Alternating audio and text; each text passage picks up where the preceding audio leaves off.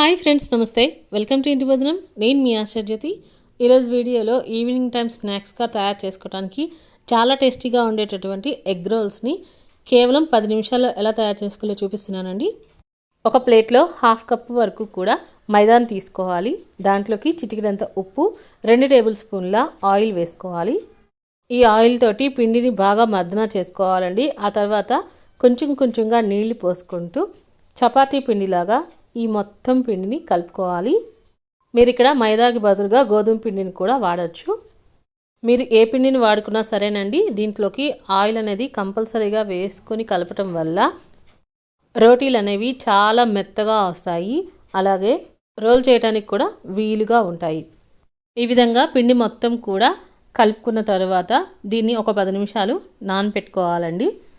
ఈ లోపల మనము దీనికి స్టఫింగ్కి కావాల్సినటువంటి ఆనియన్స్ని, అలాగే పచ్చిమిర్చి, కొత్తిమీర, మీకు కావాల్సి వస్తే క్యారెట్, అలాగే క్యాబేజీ, క్యాప్సికాన్ని కూడా సన్నగా తరిగి పెట్టుకోవాలండి. ఇప్పుడు చపాతీ పిండిని తీసుకొని ఈ విధంగా చిన్న బాల్స్ లాగా చేసుకొని మనం చపాతీలు ఒత్తుకున్నట్టుగా ఒత్తుకోవాలి. ఇక్కడ మనం తీసుకున్న అరకప్పు పిండి అనేది మీడియం సైజు రోటీలు 2 చేసుకోవటానికి సరిపోతుంది. చూడండి, నేను ఈ విధంగా రోటీలాగా చేసేసుకున్నాను. ఇప్పుడు దీన్ని పెనం మీద వేసుకొని కాల్చుకుందాము. దీన్ని మనం చపాతీలాగా 2 వైపులా కూడా మంచి గోల్డెన్ బ్రౌన్ కలర్ వచ్చేంత వరకు వేయించాల్సిన అవసరం లేదండి. జస్ట్ వెచ్చబడితే సరిపోతుంది. ఈ లోపల ఒక ఎగ్ని బౌల్లోకి కొట్టివేసుకొని చక్కగా బీట్ చేసుకోవాలి. చూడండి, రోటీ అనేది ఒకవైపు చక్కగా కాలిపోయింది కదా. ఇప్పుడు కొంచెం ఆయిల్ని వేసుకున్నాను. మామూలుగా అయితే ఈ ఎగ్ రోల్స్ కోసం ఎక్కువగా ఆయిల్ని వాడుతూ ఉంటారండి. మనమైతే ఇక్కడ కేవలం 2 టేబుల్ స్పూన్ల ఆయిల్ అనేది వాడుతున్నాము. ఇప్పుడు ఈ ఎగ్ని మొత్తాన్ని కూడా రోటీ అంతా కూడా స్ప్రెడ్ చేసుకోవాలి. ఇలా చేసుకోవటం వల్ల మనకి రోల్ అనేది చాలా టేస్టీగా వస్తుంది.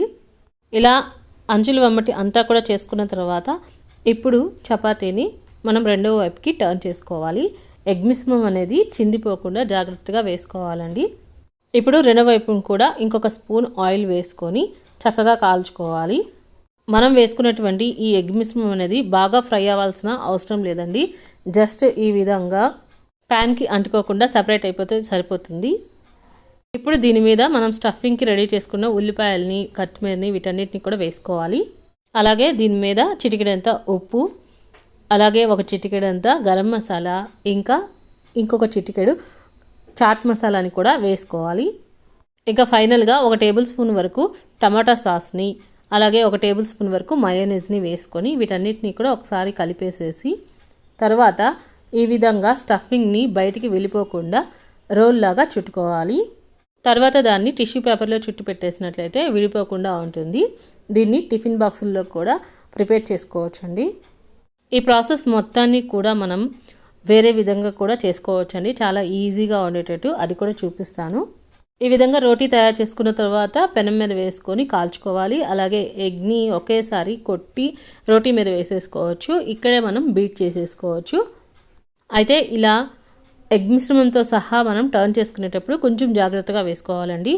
అలాగే ఆయిల్ని 2 టేబుల్ స్పూన్ల వరకు వేసుకొని ఫ్రై చేసుకోవాలి. అది ఫ్రై అయిన తర్వాత రోటీకి వెంటనే మనము ఒక 1/2 టేబుల్ స్పూన్ వరకు టమాటా కచప్ని, అలాగే 1 టేబుల్ స్పూన్ వరకు మయోనీస్ని అప్లై చేసుకోవాలి. ఆ తర్వాత మనం రెడీ చేసుకున్నటువంటి స్టఫింగ్ మొత్తాన్ని కూడా పెట్టుకోవాలి. ఈ స్టఫింగ్లో ఉన్న వెజిటేబుల్స్ని బట్టి మనకి ఈ ఎగ్ రోల్స్ టేస్ట్ అనేది డిఫరెంట్గా ఉంటుందండి. మరి మీరు కూడా తప్పకుండా ట్రై చేయండి. ఎలా కుదిరిందో కామెంట్ సెక్షన్లో షేర్ చేసుకోండి. ఎలాంటి టేస్టీ రెసిపీస్ కోసం ఇంటి భోజనం ఛానల్ని సబ్స్క్రైబ్ చేసుకోండి. Thank you for watching friends.